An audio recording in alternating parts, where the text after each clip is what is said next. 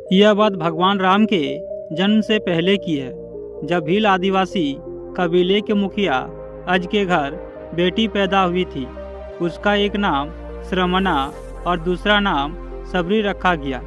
सबरी की माँ इंदुमती उसे खूब प्यार करती थी। साथ ही बचपन से सबरी पशु पंछियों की भाषा समझकर उनसे बातें करती, और जब सबरी की माँ उसे देखती तो वह कुछ समझ नहीं पाती। कुछ समय के बाद एक पंडित ने सबरी के परिवार को बताया कि वे आगे चलकर सन्यासी बन सकती है। लेकिन इस बात का पता चलते ही सबरी के पिता ने उसका रिश्ता तय कर दिया। जैसे ही शादी का दिन नज़दीक आया, सबरी के घर वालों ने खूब सारी बकरियां और अन्य जानवर घर के पास लाकर बांध दिया। लेकिन एक दिन सबरी का माँ जब उनके बाल बना रही थी तो उसने अपनी माँ से पूछा कि इतने सारे जानवर हमारे घर क्यों लाए गए। अपने बेटी की बात सुनकर माँ ने जवाब दिया, बेटी तुम्हारा विवाह होने वाला है, इसलिए हम लोगों ने इनका इंतज़ाम बलि के लिए किया है। तुम्हारी शादी के दिन ही बलि प्रथा होगी और फिर इनसे स्वादिष्ट भोजन बनाकर सबको परोसा जाएगा। परंतु यह सब सुनकर सबरी बहुत दुखी हो गई और काफ़ी देर तक सबरी ने उन जानवरों को आज़ाद करने के बारे में सोचती रही।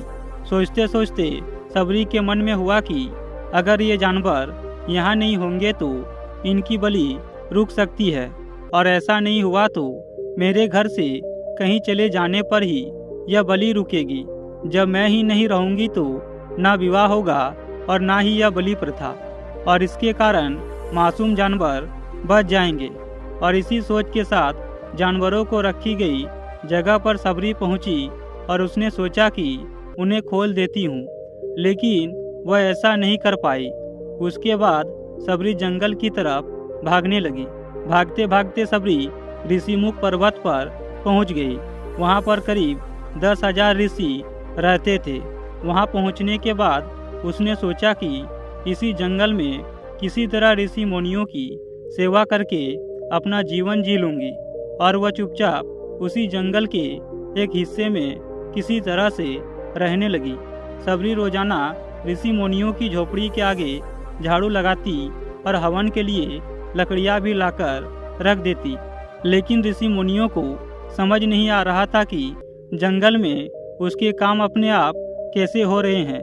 परंतु एक दिन सबरी को किसी ऋषि ने देख लिया और देखते ही वह उनका परिचय पूछा। लेकिन जैसे ही सबरी ने बताया कि वे भील आदिवासी परिवार से संबंध रखती है तो उसे ऋषियों ने खूब डांट लगाई। सबरी को इस बात का बिल्कुल भी पता नहीं था कि उसकी जाति छोटी है और उसे ऋषियों द्वारा जाति की वजह से अपमान सहन करना पड़ेगा।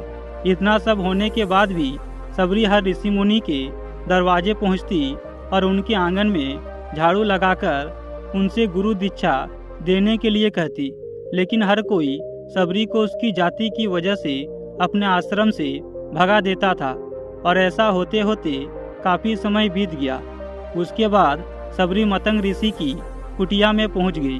वहां पहुंचकर मतंग ऋषि को सबरी ने बताया कि उनसे गुरु दीक्षा लेना चाहती है, और इस प्रकार उन्होंने खुशी खुशी अपने गुरुकुल में रहने दिया और भगवान से जुड़ी ज्ञान देते रहे।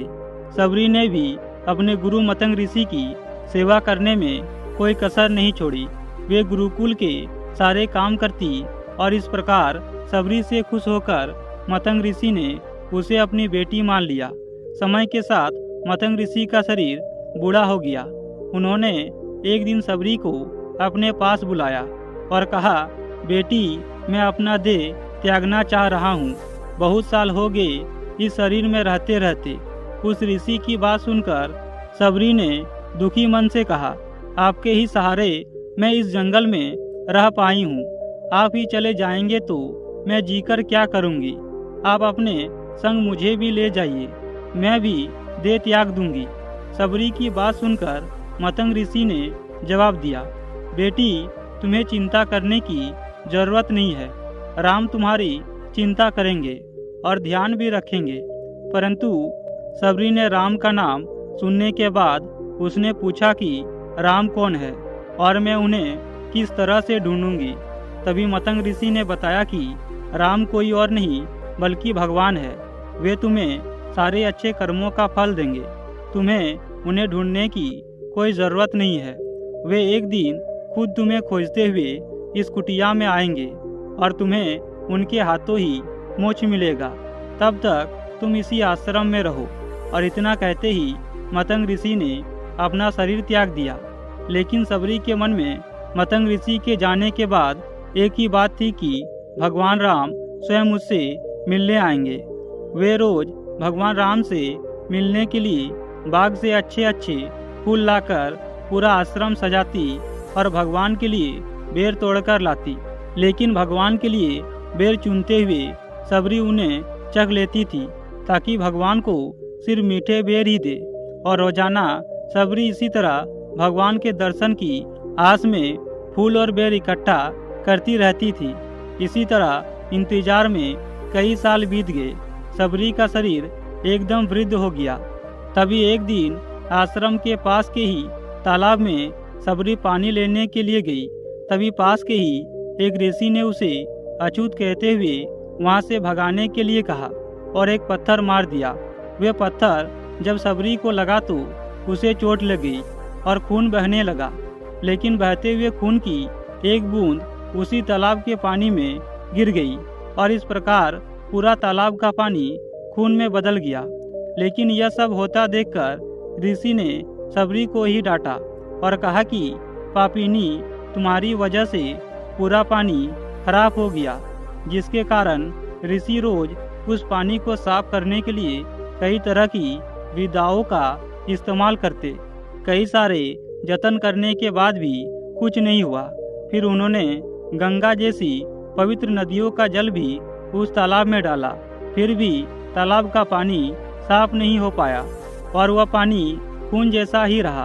परंतु कई सालों तक तालाब के पानी को साफ करने की कोशिश के बाद भी कुछ काम नहीं आया। अंत में ऋषि ने थककर छोड़ दिया। लेकिन इस घटना के कई सालों बाद भगवान राम अपनी पत्नी सीता के हरण के बाद उन्हें ढूंढते हुए उसी तालाब के पास पहुँचे, जिसे देखकर ऋषि मुनियों ने उन्हें पहचान लिया।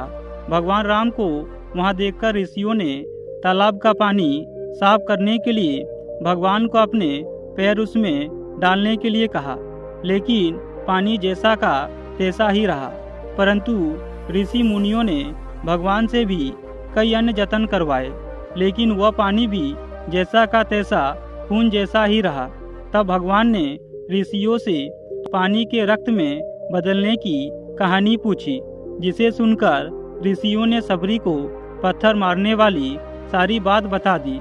उसके बाद ऋषि ने कहा कि वह महिला ही अपवित्र है, छोटी जात की है, इसलिए यह सब हुआ है। उन ऋषियों की बात सुनकर भगवान राम ने कहा, यह सब आप लोगों के गलत वचनों से हुआ है। सबरी को इस तरह के शब्द बोलकर आप लोगों ने उन्हें नहीं बल्कि मेरे दिल को घायल किया है। इसी घायल दिल के रक्त का प्रतीक यह तालाब का लाल पानी है। परंतु आगे भगवान राम ने उन ऋषियों से बोला कि सबरी माई से मैं मिलना चाहता हूँ। लेकिन तब सबरी उसी तालाब के पास पहुँच जाती है। इस दौरान सबरी के पैर को ठोकर लगती है और कुछ धूल उस तालाब में गिर जाती है, जिससे तालाब का सारा पानी साफ हो जाता है। यह सब देखकर भगवान कहते हैं कि देखिए, आप लोगों ने क्या कुछ नहीं किया, लेकिन पानी साफ नहीं हो पाया। अभी सिर्फ इनके पैरों की थोड़ी सी धूल ने ही तालाब का पानी साफ कर दिया। और इस प्रकार की बातों को सुनकर भगवान राम को सबरी पहचान लेती है और उन्हें प्रणाम करती है। उसके बाद सबरी ने कहा कि भगवान, आप मेरे कुटिया में चलिए। सबरी माई की बात सुनकर भगवान राम खुशी खुशी सबरी के साथ चल पड़े। वहाँ फूलों से सबरी ने भगवान राम का स्वागत किया। वह सीधे बेर तोड़ने के लिए भाग गई और चक चक कर उसके लिए बेर लेकर आई। उसके बाद उन्होंने बड़े ही प्यार से भगवान राम और उनके भाई लक्ष्मण को बेर दिए। भगवान राम ने भी उतने ही प्यार से उन बैरों को खाना शुरू किया। लेकिन तभी झूठे बैर देखकर मुंह बनाते हुए लक्ष्मण ने कहा कि भैया, यह बैर झूठे हैं, इन्हें आप कैसे खा सकते हैं। अपने भाई की बात सुनकर भगवान ने जवाब दिया कि हे लक्ष्मण, ये झूठे नहीं बल्कि बहुत मीठे हैं। सबरी माई हम सबके लिए यह बहुत प्यार से तोड़कर लाई है। इतना कहकर भगवान राम प्यार से उन बैर को खाने लगे। लेकिन भगवान राम के जाते समय राम ने सबरी माई से कहा कि आप मुझसे जो चाहे वह मांग सकती है। और इस प्रकार भगवान राम की बात सुनकर सबरी ने उन्हें कहा कि मतंग ऋषि के कहने पर मैं आज तक सिर्फ आपके दर्शन करने के लिए जी रही थी। अब आप मुझे मोक्ष प्रदान कीजिए, मैं अपना शरीर आपके सामने ही त्याग दूंगी। और इस प्रकार उसी वक्त सबरी ने अपना शरीर त्याग दिया। भगवान राम ने अपने हाथों से उनका अंतिम संस्कार किया और माता सीता की खोज में आगे बढ़ गए। इस तरह से ऋषि मतंग की बात सच साबित हुई और सबरी को भगवान राम के दर्शन भी हुए। तभी से भगवान राम को सबरी के राम भी कहा जाता है। मित्रों, अगर आपके मन में सच्ची श्रद्धा हो तो भगवान के दर्शन जरूर होते हैं।